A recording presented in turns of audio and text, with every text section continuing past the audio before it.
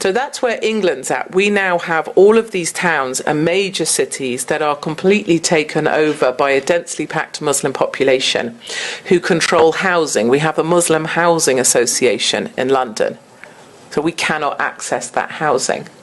There's a Muslim police association in London. It's not one like you have. You have the pretend Muslim police, don't you? Have the pretend NYPD cars. Ours is real, the Muslim Police Association. And before you know it, you have this dual policing system that starts off, and that's not a good thing to witness. So I'll give you one example. In a place called Glasgow, it is a rough end of Glasgow. There's a densely packed Muslim population. It's the middle of the day, 4 o'clock. And out onto the street comes a woman. She's all aflame. She's all lit up. And she's screaming, "Help me, help me." And a guy hears her and he runs out. He's in a garage where he's working. He manages to find water. She's on the grass now, laid down.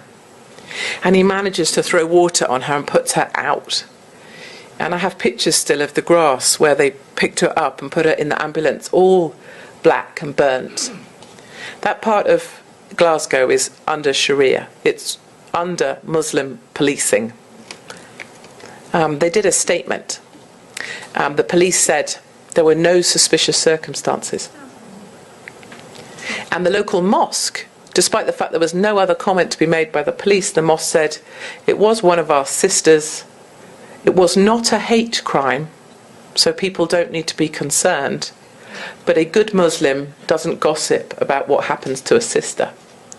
Now, when you start with that kind of policing happening, then all of your faith in your country is very easily diluted.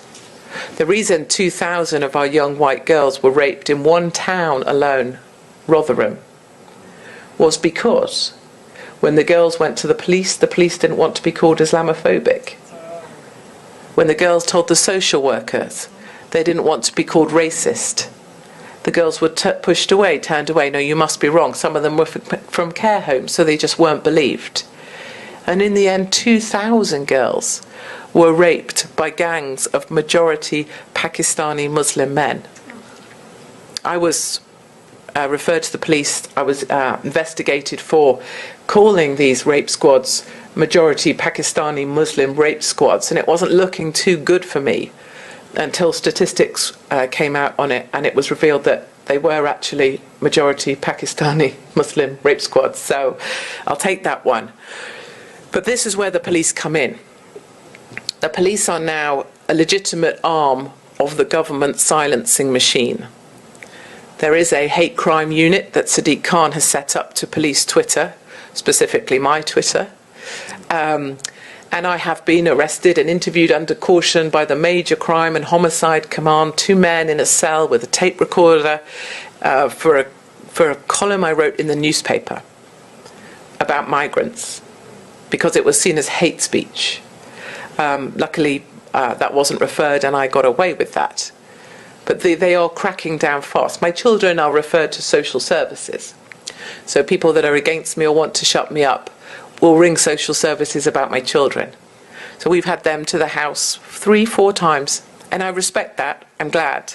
Because if someone's in trouble, I want them to be found out. The only thing I wonder is, where were social services for those 2,000 girls in Rotherham when they needed some help? Why is it that it would be believable if it was something to do with me?